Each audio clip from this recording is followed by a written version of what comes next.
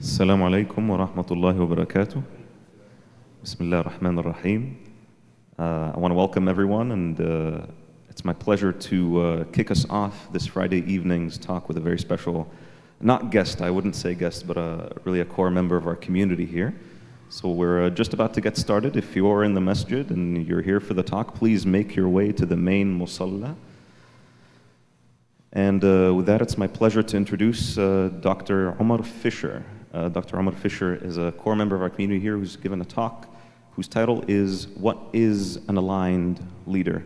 And I can't think of anyone who's better to give this talk. Dr. Fisher has over 40 years of experience building businesses internationally across 3 continents, 10 financial startups, having started his education at Yale University and ending at the International Islamic University of Malaysia. Dr. Fisher is, as they say, Ahlul Khibra in Arabic. And we're really glad that you're here and sharing your knowledge with us. So without further ado, this is your talk. I'll let you go ahead. And one last thing is this talk is meant to be interactive. So if you've got your phone on you, we're going to have exercises or activities with each slide. We invite you to participate along with us, take down your answers or your notes for safeguarding or for comparison at the end. Without further ado, Dr. Fisher. Thank you.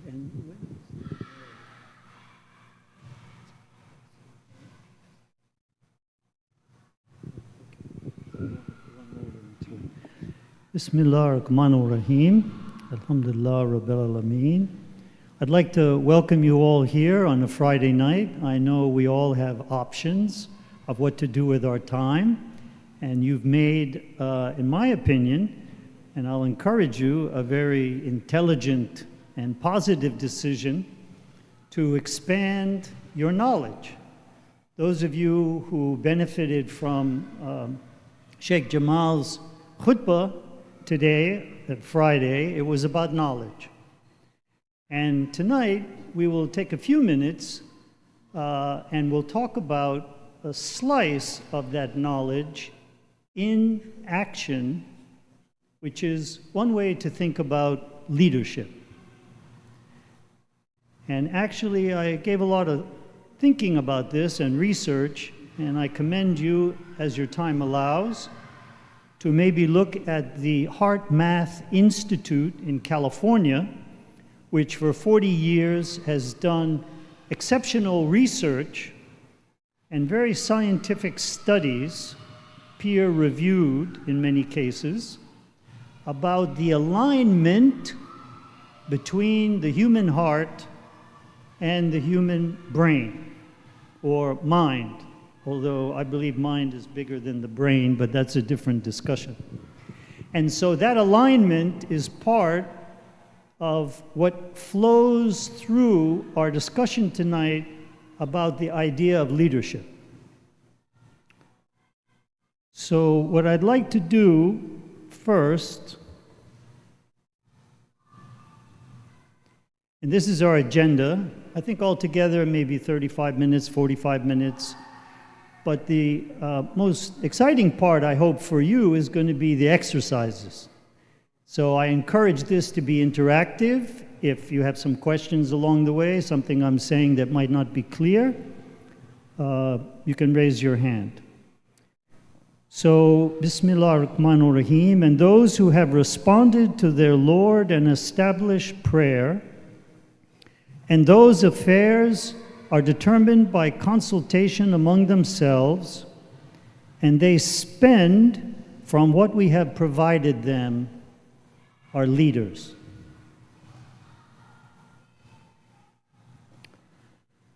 So, a couple of words after that nice introduction, they're not really needed about me, but maybe you might want to know who's talking with you.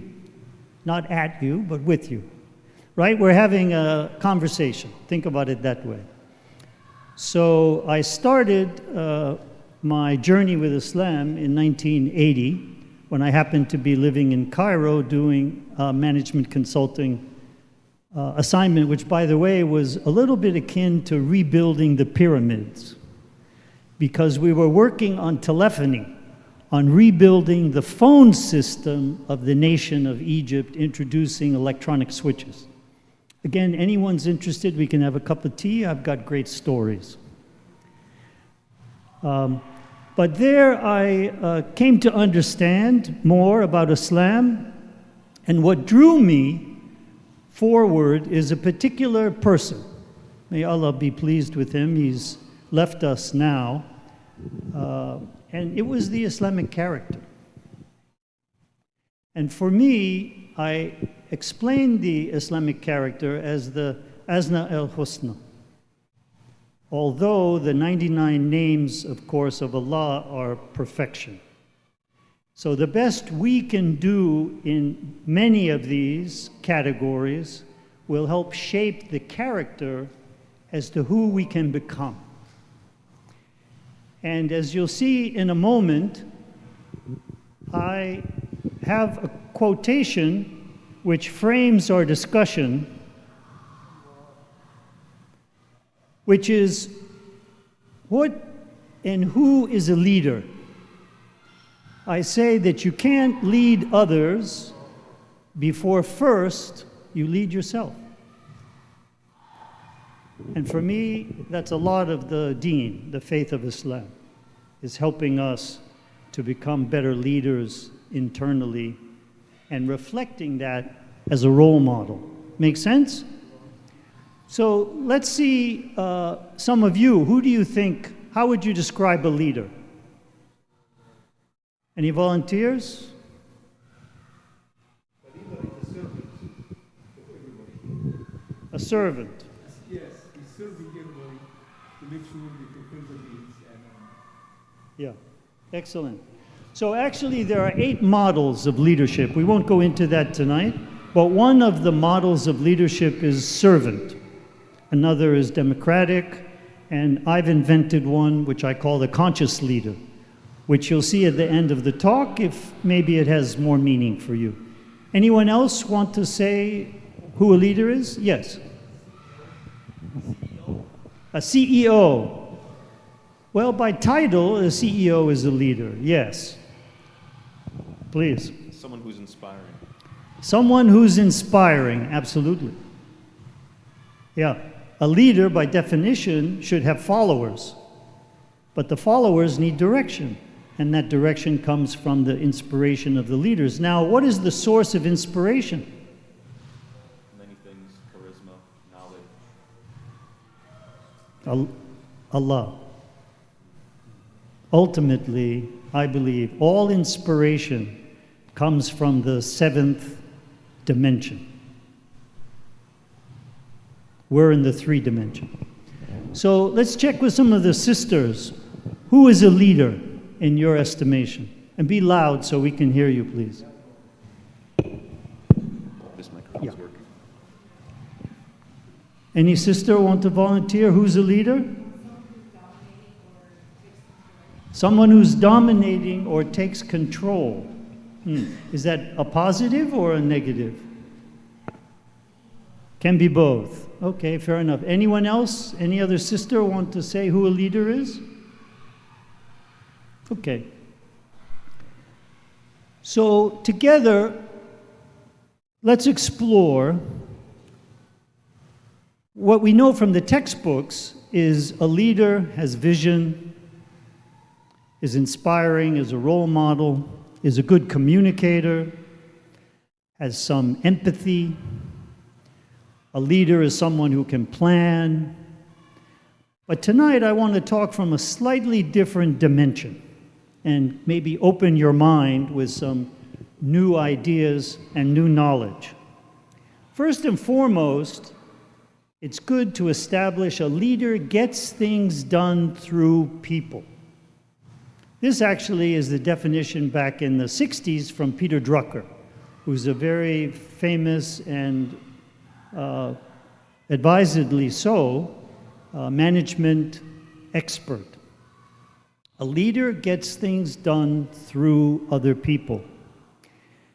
So some of the traits that go into being a leader, acting a leader, is mindset, biochemistry. By that we mean the patterns of your behavior and the vibration, actually, of your heart, which we'll touch on in a moment. There's biophysical, and there's energetic. How many here are aware that the human heart produces an electromagnetic field? Raise your hand.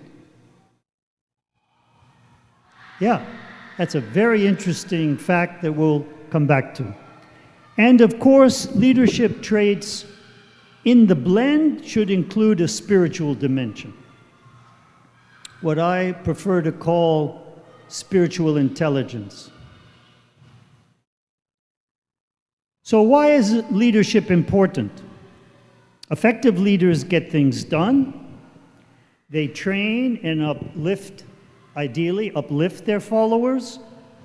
They're a catalyst for change and innovation within the organization or within the community or within their home. And leaders can also accelerate the evolution of humanity. That's part of the spiritual aspect as to who we become and how we influence others. So I suggest there are 7 ideas for being a leader, and we'll take them one at a time. These are the 7: self-awareness, alignment of heart and mind, having a defined purpose and a moral compass. Leaders make conscious choices with intention. Ideally, they show resilience. We'll discuss that. They also influence by authenticity. Authenticity is very important, to be true to yourself and your values. It's felt, literally felt by the followers. And lastly, leaders could be, should be perhaps, guided by a vision of a legacy. What's the impact that they want to have on the people around them, and also a broader impact? So let's start with self-awareness. Who can explain to all of us what is self-awareness?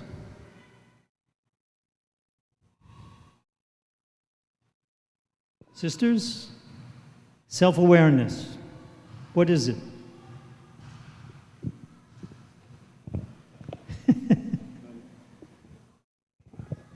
Yeah? Anyone want to venture? Self-awareness?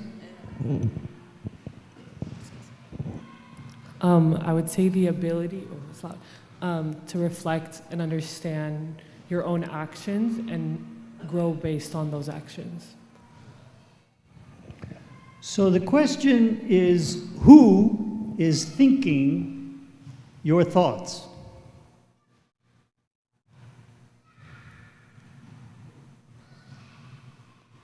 And when you can reflect on that, the who, that's self-awareness. Also, self-awareness is in tune with your body. When you have a pain, you are self-aware. Your body is sending a signal and maybe a message that something is out of balance. Any other comments from the gents?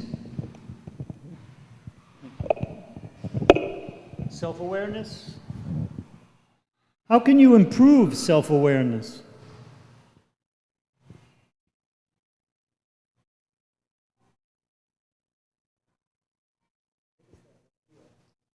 Say yourself, and you improve it by observing your surroundings. You can improve it by observing yourself and your impact on others around you. Think about being a parent and how you impact on your kids. And the younger they are, what happens? They role model you.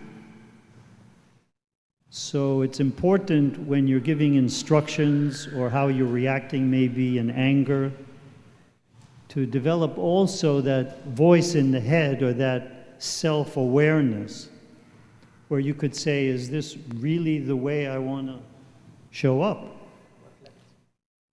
Reflect on yourself. And this can be done habitually, and some people might observe that this is part of the purpose of prayer. Is we connect with our Creator, and we're praising, we're glorifying, but we're also, maybe it gives us pause through the certain periods of our working day, right? Pause as to how we're showing up. And where is our attention really going? So self-awareness contributes to leadership by helping you know your strengths, your blind spots, your values, and what triggers certain emotions.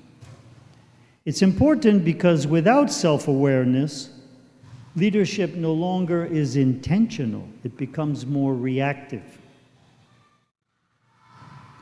And the benefits from being more self-aware: better decision-making, less stress, and improved relations. So let's do an exercise. You can think of it as a mirror moment. You can use your phones, or you can just think your response. So think about one word that describes how others see you.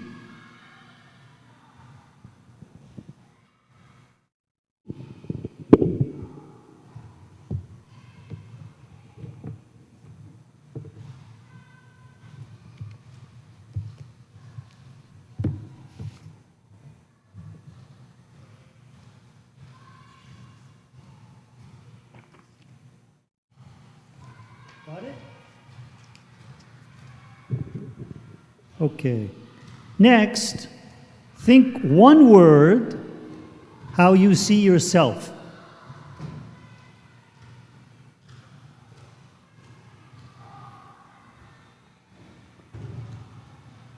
Are there any differences? You think there are any differences?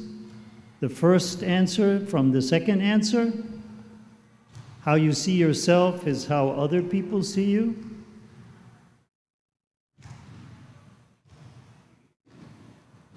Gents, over here, anybody feel there was a huge gap? How you see yourself is different from how other people you believe see you? It's worth reflecting on. And if there is a gap, then why is there a gap? Maybe you're not being authentic to yourself, or maybe you're too busy with social media and Facebook presenting a perfect extension of you, what you would like to be, but not actually who you are.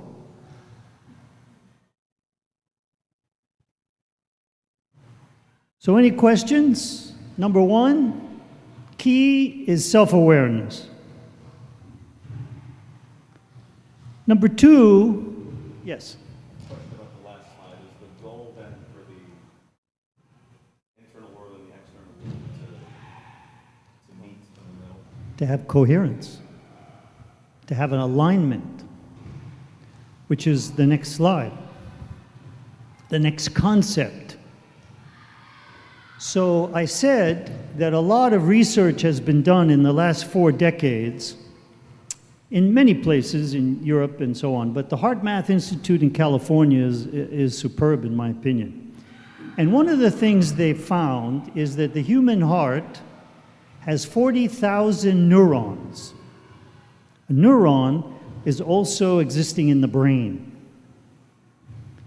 And impulses, biochemical impulses in the brain go through neural networks.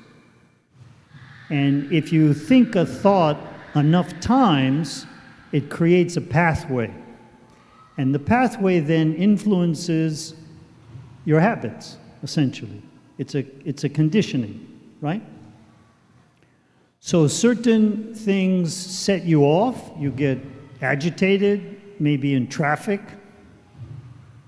right? Or at work. Certain things get said to you or whatever, and that's a trigger. So that's all up here. or it's a feeling that happens that you interpret in your brain. But my point is that those 40,000 neurons in the heart have a very important function in helping the individual to make better decisions. How is that? Well, it turns out that the brain gathers information from the body through the nervous system, right?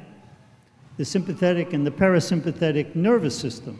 But the nervous system is not in touch with every cell. We said earlier that the human body, mashallah, has about 75 trillion cells. Now the heart, as a pump, it's one of its functions, but it sends oxygen through the blood to nourish every cell, right? Even the cells in the brain.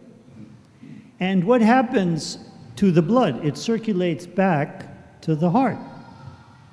Which means, therefore, that the heart is collecting information from every cell in the body.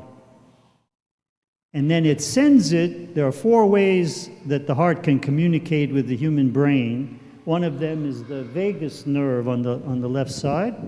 But there are other ways it communicates with the brain, enabling the brain then to take information it would not otherwise have.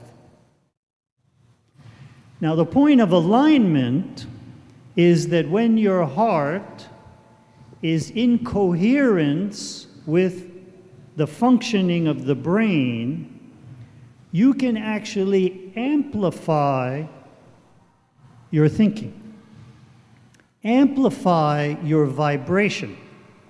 Where does the vibration come from that the human body produces? Any idea? Sisters? The vibration comes from the heart. The muscular action of the heart as a pump actually creates vibration, waves, as opposed to, in physics terms, you've got waves and particles. So this is a wave. A wave is nothing more than a vibration, whether it's a sound wave or a light wave, okay? So the heart is working, it's magic, collecting information, and it's setting up a vibration. Now, these vibrations are high or low. Give me an example of a low vibration. Anyone?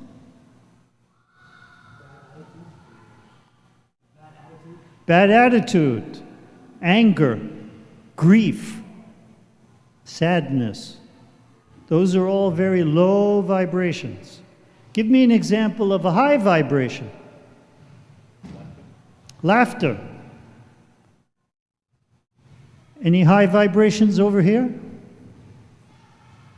Joy. Love.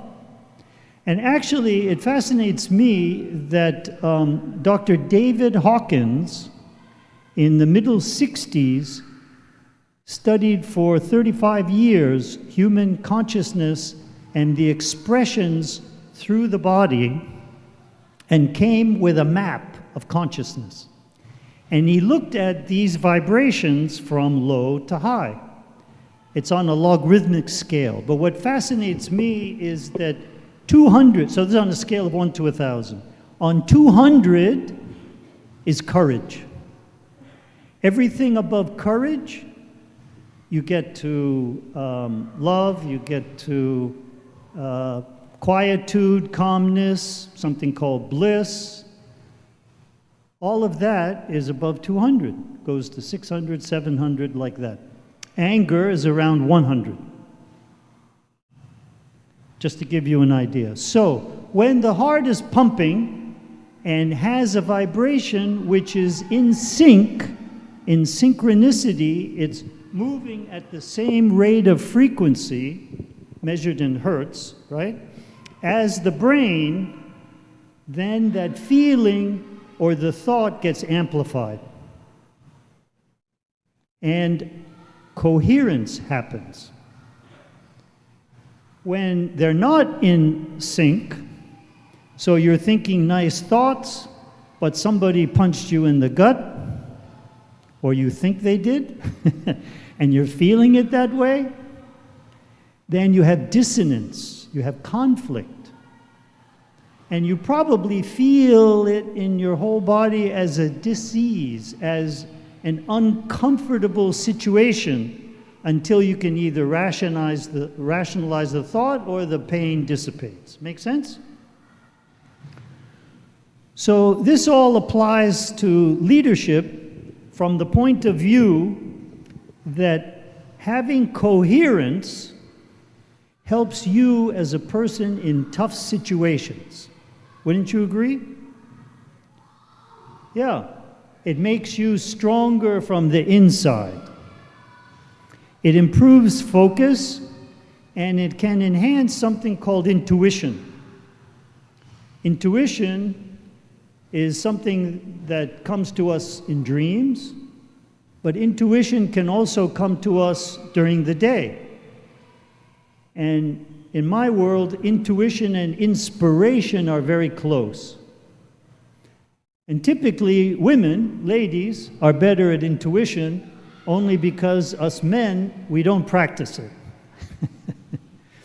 And they're much better at it, being mothers, being maternal, etc.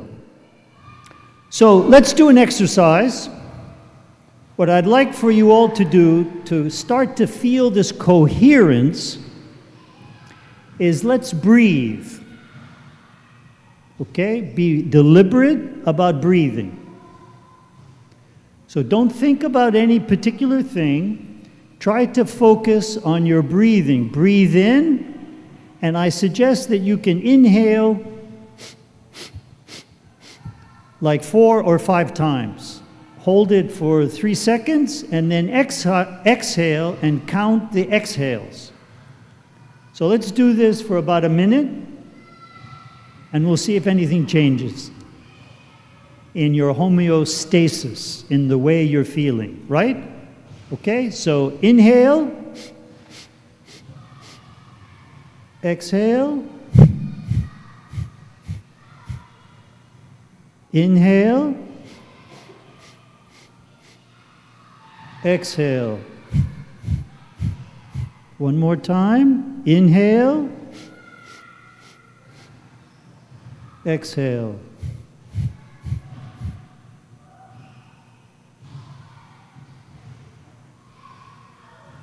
Feel any difference?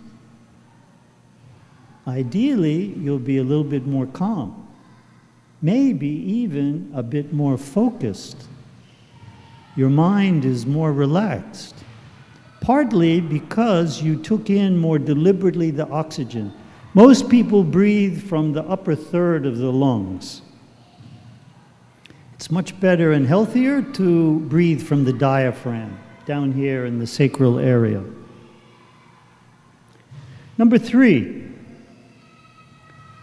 having a purpose. Sounds pretty common sense. But actually, the ideal purpose is one that starts with values, where I believe Muslims have an edge because we're getting our values from our deen. However, not everyone is clear about their why. Why do you do what you do? Of course, we can't always be doing every minute what it is we want to be doing, but in the decisions we're making, in the directions we're giving to others, it should have some true north. It should have a values basis. Now, the highest value we've talked about a moment ago, among that is love. And this is what Allah subhanahu wa ta'ala offers to all of us, unconditional love. So to be a leader, one of the keys is to try to practice love to your followers, to those around you. And as we'll be reminded at the end of the talk, which is coming, we just have a few more slides, is you're a leader at home. It doesn't have to be in the workplace. You're a leader in the community. Every time you walk from your car to the mosque, how you hold yourself, that's a role model for everyone to see. So the purpose of the individual is an anchor, and it's a critical reference point, especially during turbulence. Economic turbulence, financial turbulence, maybe you have an argument with your spouse or your brother or your sister. And also, that kind of upset and uncertainty occurs during rapid technological change, which is what we're all experiencing now, big time, with artificial intelligence, with robotics, with space travel, just unending, unrelenting change. And we'll come to another important attribute of resilience. But first, so what's the benefit of being able to tap into a why, a purpose? The benefit is, of course, it gives your life direction. It doesn't mean that you can't change that direction. Of course, you can. However, it should be mindful, or maybe what they call a course correction if needed. Maybe we're off the highway in the woods and we need to come back to the highway. Any questions so far? Please. Maghrib is very soon. Maghrib. Oh, okay, let's do one more exercise, which is called, if you had, imagine for a moment, you have unlimited resources, unlimited time. What problem would you want to be solving? Maybe write that down. What comes to your mind?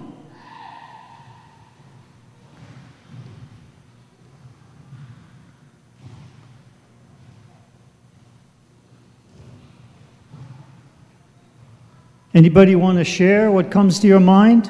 What's the problem if you had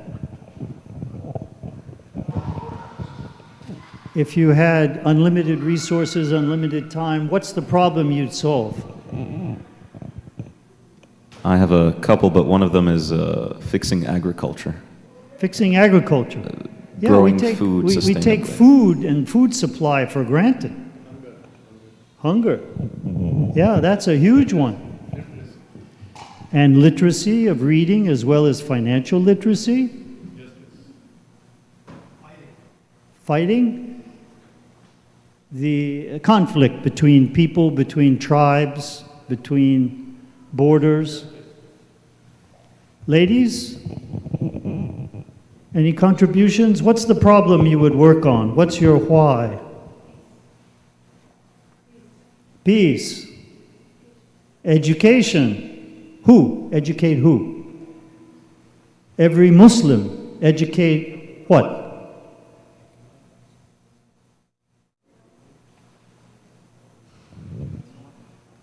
Deen? Deen and dunya. Okay, good. Any other contributions? What's your why?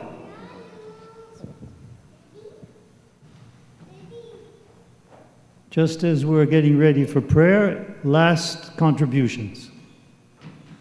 Okay, the second part of this is ask yourself, are you working now on your why? When you wake up tomorrow morning, are you going to do anything differently as a leader now that you have re-clarified your purpose?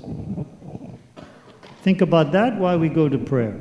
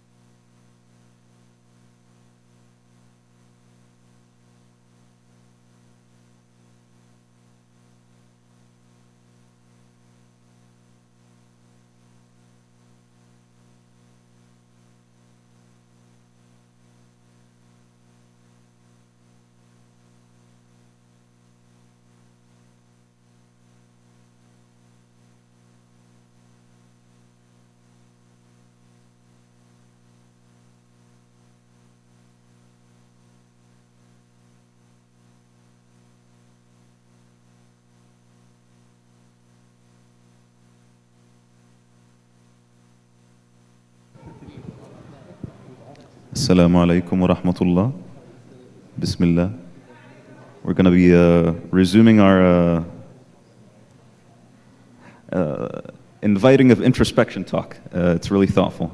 Talk by Dr. Omar Fisher, who's here to talk to us about his experience leading in alignment and with authenticity, building on 40 years of experience, launching very impressive things that I'm personally very interested in. So please take a seat, join us for the next and last 15 minutes of the talk. Barakallahu feekum. And with that, I'll hand it back to Dr. Fisher. Barakallah feek. Taqabballah. So picking up where we had left off, there are 7 keys to aligned leadership. And the 4th one is making conscious choices. Now, this may sound pretty commonsensical because you're probably saying to yourself, my goodness, every decision I make is conscious. Well, but if you pause and really reflect, you might discover that some of your decisions are actually more automatic, which means they're coming from habit rather than pure intention. I'll give you one example. Driving a car. For those of you older than 18, you'll get there. A lot of what we do after a few months is relatively automatic, isn't it? In fact, so automatic, and it's not recommended, that people text and drive. That's not a good thing to do. So the point of this part of aligned leadership is to pause and think about your daily decisions and whether those decisions, what you have for breakfast, whether you pack a lunch, how you greet the people at work, as a student, how you show up, did you do your homework? All of these could be intentional. And actually, I recommend that when you get out of bed, you set up a routine where you can practice being intentional. In the same way that we make wudu before we pray, right? One of the main reasons for this, if it needs a rationale, aside being clean, is that it puts us in a presence of mind about our entering into a dialogue with our Creator, Allah subhanahu wa ta'ala. So the wudu part is the intention setting. So what would be some of the benefits? Well, conscious decisions, setting intentional habits can result in improved health.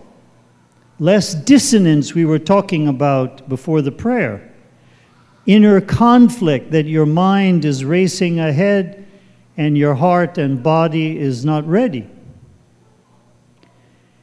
It can improve finances, more clarity, and setting the intention, is it in keeping with Sharia? There are rules that need to be learned and then followed in order to gain earnings which are halal. There are lots of ways, and I'm sure you're aware of it. It could be a subject of a different talk. You can see I've published a book. You can find it on Amazon called Conscious Wealth. And even before that, this other book, which is in the library, by the way, in the library here at MAPS, which is the Islamic Wealth Guide. And what we find out is that there are many ways to have money make money, to multiply capital.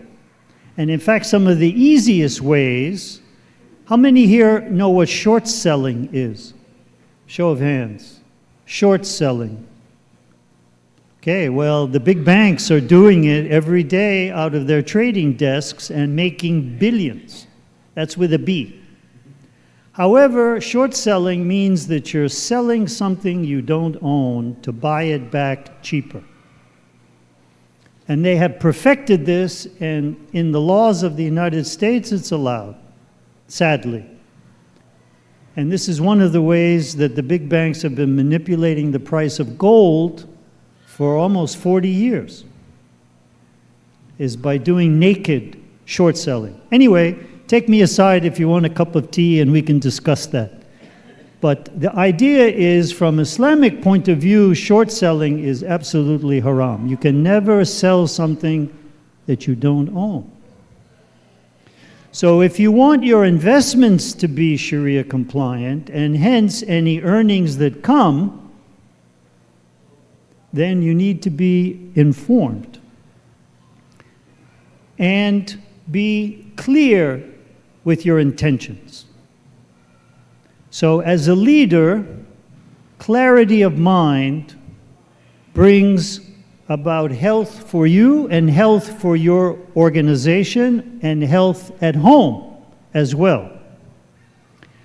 So in a word, inner peace. How many here are interested in inner peace? Show of hands. Well, we got a couple, that's good. I didn't see any ladies. You're not interested in inner peace? Oh, we got a couple, that's good. Of course. That's part of our reason for being here, it strikes me, is to gain enough knowledge of ourselves and other people so that we can operate with inner peace. So the fifth key to being a conscious and aligned leader produces resilience. So resilience is the capacity to bounce back if something unpleasant or worse, damaging happens. You learn to continue. I think the graphic here says it all. Most of the things that are unpleasant to us are sudden and unexpected. So the question becomes, how do you react to it? Do you freak out, as they say? Do you become upset, maybe angry at the world? Why me? Why now? A resilience enables you to have that inner peace that you're doing what you're supposed to be doing. It might be a trial from Allah in the shape of somebody you know, or even a stranger cut you off in traffic, or a lady came in front of you in the shopping line, or a gentleman and cut. How are you going to react to that? If you have inner peace, if you have clarity of mind, instead of going to be upset, instead of going to a place of anger, why not go to a place of generosity? Maybe they're in a hurry. Maybe there's somebody waiting in the car. So resilience in the face of setbacks, and there are always going to be some. This is just how life has been structured. Everyone will face loss, even failure. Now, failure is an interesting thing. How many people here would think that failure is bad? You want to do everything you can do not to fail. Raise your hand. Okay, I'm here to tell you, failure is the best teacher. Many of us are grown up in a culture that says failure is a stigma. It's a stain. Don't fail. But you know what? That then pushes us into a box of comfort, doesn't it? Because we don't want to stretch our capabilities because we might fail. What if failure was only the first step to actually achieving what it is you want, because it tells you what's not working? So you change, try something else. It's a mindset. Think about that when you go home, whether all failure is bad. So I would invite 2 volunteers to talk very briefly, we're going to put a timer, on an incident that happened that you rebounded from and what you learned, what helped you get through that incident. We'll start with the men. Ladies, be thinking of a story you'd like to share, okay? Each story will be about a minute or less. Any volunteers? Wants to give us an example of resilience? So, Assalamu alaikum. Alaikum salam. My example is not very direct. So, about 3 years ago, I had surgery on my knee, an ACL repair. And after the surgery, I collapsed and nearly died. And it was a very traumatic experience. But the net result was the recovery was more difficult. So the time I was bedridden, I couldn't go to the toilet myself. I needed help going around. It was very difficult. And I was getting into depression. And then I went to the hospital for my follow-up. And I saw a guy who had been amputated. And this is in Italy. It's like they're not Muslim. And he was actually chatting and happy and talking. And I said to myself, well, if this guy who has lost his limb permanently is in this mood, why am I, as a Muslim, Subhanallah, who knows that with hard work I will get back my function, why am I like this? And I was very remorseful, and so that brought me back. And actually, in 2 weeks after that, I was on a plane to Kenya for a work trip, which was hugely beneficial. So excellent. It was a bit fortuitous, but... Yeah, but thank you for sharing, brother. Jazakallah khairan.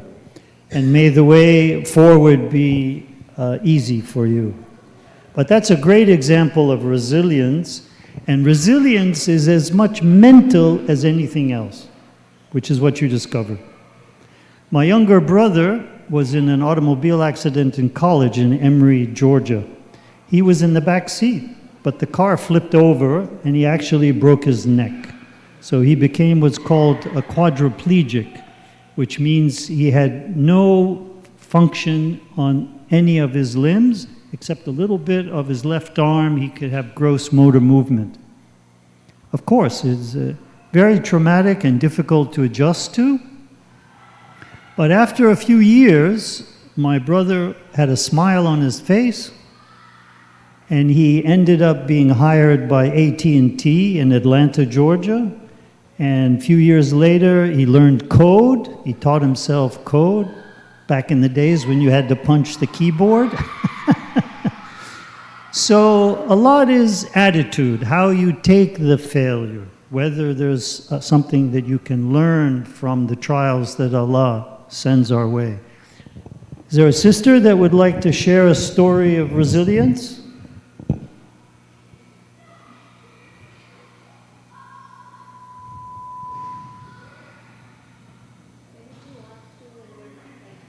It's okay. All right. Next time.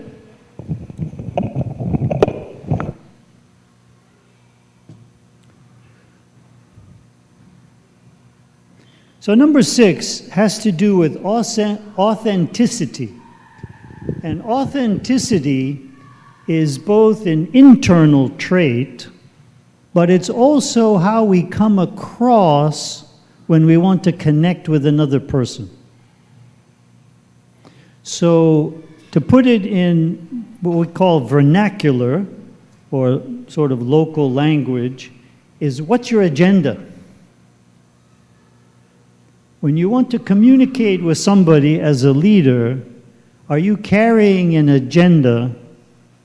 Maybe you want to impress upon them you're superior. You're using your title and your status and your position. Authenticity is living from the values that we spoke about earlier and making sure that what you intend to do, back to intention, is consistent with those values. And guess what? Your followers will pick up on it. Why? Because it's part of the electromagnetic field that you're producing, the vibration you're giving off. How do you know that? What I just said. Well, have you ever been around somebody who's giggly and happy? What happens? How do you feel? You're affected by that, right? You get giggly, you get happy like them. And conversely, why is there the saying that misery loves company? If you happen to be miserable and depressed, which we hope is short-lived or doesn't happen very often, what do you like? You want to complain to somebody else, isn't it? And draw them into literally your vibration, which is a very low vibration. As we said earlier, according to Dr. David Hawkins, who mapped out the levels of consciousness from vibration, grief and depression are very low. They're below 200 hertz. So leadership is certainly about trust. How can you gain the trust of others? The answer is active listening. Now, very often, you may have heard of this, very often people are not actively listening. What they're doing is they're listening, but they're actually thinking about the answer that they want to give next.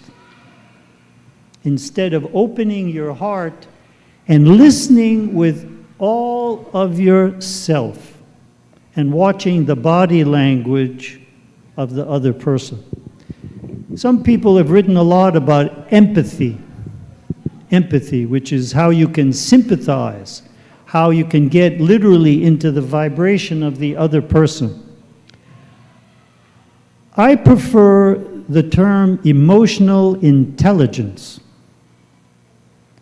How you can use your conscious awareness to communicate authentically to the other person.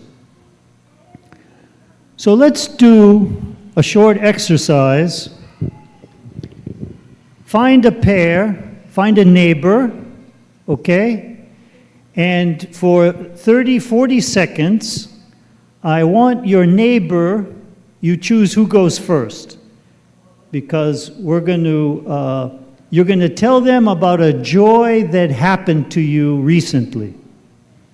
And their job, your partner, so we've got 1 and 2. Number 2's job is just to listen. But don't listen ready to respond. Practice active listening. And then, after the 30 seconds, and I'll tell you, okay, then number 2 tells their story about the joy that happened to them. And number 1 practices active listening. Make sense? Okay, so pair up. Who's 1? Who's 2? Say hello to your neighbor. Choose somebody. And I'll give you about 10 seconds. Partner up. When I say go, number 1 tells a story about joy. Ready? Go.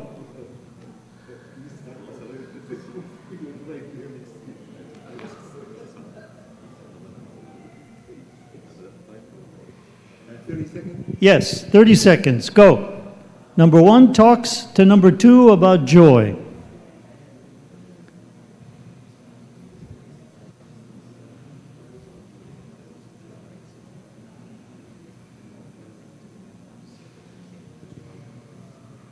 Number 2 should listen, don't respond. Just practice active listening. Be authentic. Be present for number 1 storytelling. Okay, stop. Number 2, gather your thoughts. Now you tell, number one, your story recently that caused you great joy. Ready? 30 seconds. Go.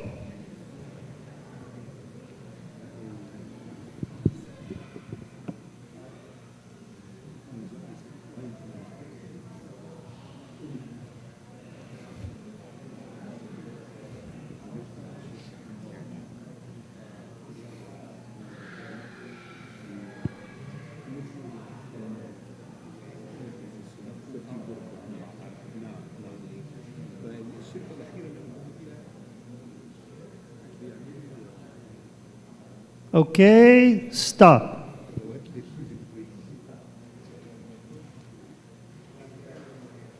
So now, from this exercise, I want you just to pause and think about your experience as an active listener. And how does that compare to other circumstances when you were in conversation? Maybe you can improve your active listening without the compulsion that you need to respond. But your brain is always working. You cannot stop it, even while you are listening. But it's something really, it's not really that simple to achieve. It takes practice, absolutely. And caring. Because if we don't care, really, then we're sort of playing, we're role-playing in the conversation. But the purpose of this talk is to get to the attributes and the practices of aligned leaders. People will feel that. It'll be actually tangible, that authenticity. Okay, last one for the aligned conscious leader has to do with contribution beyond self. Now, in this society, this capitalist economy, we are conditioned, we're brought up to be achievers, to want to excel, which has some good parts to it, right? But to actually reach for success, which has more to do with accumulation of degrees, of certificates, of achievements, of likes on Facebook. In fact, I remember a few years ago, I saw a bumper sticker when I was driving around. You know, Americans like to reduce everything down to a bumper sticker, a few words, right? And so this bumper sticker said, "He who has the most toys at the end wins." So this psychology is about collecting and gathering. And I think you see it in school, you see it at work, hopefully you don't see it at home. So, of course, success comes in different shapes, right? But what I want to emphasize here, it comes back to the North Star of your purpose, your why. So legacy means impact. What is the impact that you want to have in your life from your living to the people that you care the most about, or even to complete strangers that you want to do good deeds with?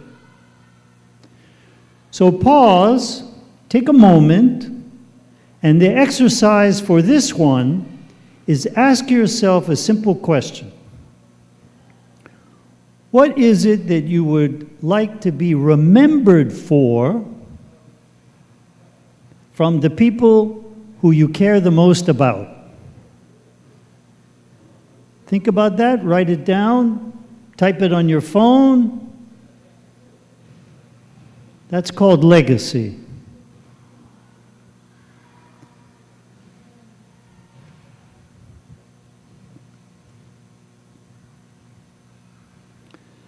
So legacy is thinking about the impact you leave on family, on community, maybe on future generations. Now, the second part of this legacy exercise may seem odd to you. But back in the late 80s, I met a Native American Indian at a reception. And I got into a deep discussion about spiritual matters. I wanted to understand from the Native Indian point of view, because their culture goes back thousands of years, even though Europeans did their best to massacre them and wipe them out, sadly, from North America. And so I asked him, you know, what is the impact when you make decisions for the tribe?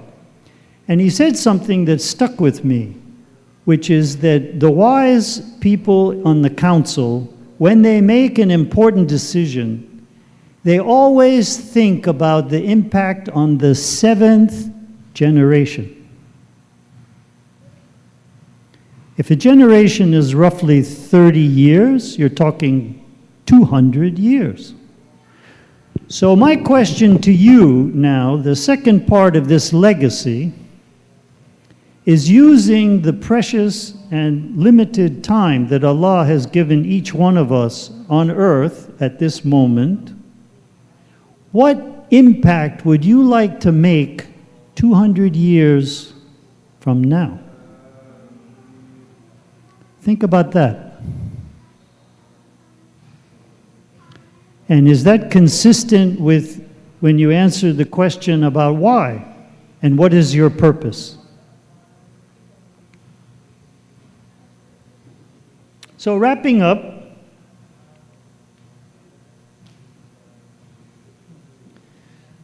concluding takeaways, leadership is not about titles. It's about the alignment of self with values. The heart-mind coherence gives calm, inner peace. It gives clarity of mind. And as we said, amplifies who you are when the mind and the heart are in synchronicity, in coherence, have the same vibration. You could say the same intention. Purpose helps to direct energy, and habits, action, makes that energy real in the real world. Resilience, and thank you for the story, brother. Resilience is a muscle that we can work on and we can build through the trials and tribulations that come to us. We've also explored authentic connection, which helps to multiply our influence when it's truly sincere, using ikhlas. And finally, we've explored briefly legacy. It's about contribution. It's about service. It's not about accumulation. So my call to action to everyone attended, and thank you for your patience, and I hope it's been valuable use of your time, and thank you for giving me the honor to present tonight. Each one of you is already a leader of your own life, a leader of your family, a leader of your community. Leadership begins not in the boardroom, not with the title, but in the choices that you make consciously every day. So I suggest, in closing, choose alignment, choose purpose, and choose to leave a legacy that truly matters. So I have here, if you want to use your phone, there's a QR code. If any of you would like more information about Abundance Learning Academy, and I have some books, which this Islamic Wealth Guide is in the library to be borrowed. Some is on Amazon. And I'm done. We can take questions, or we can all, go home, whatever it is you want to do. Jazakallah khairan. Assalamu alaikum.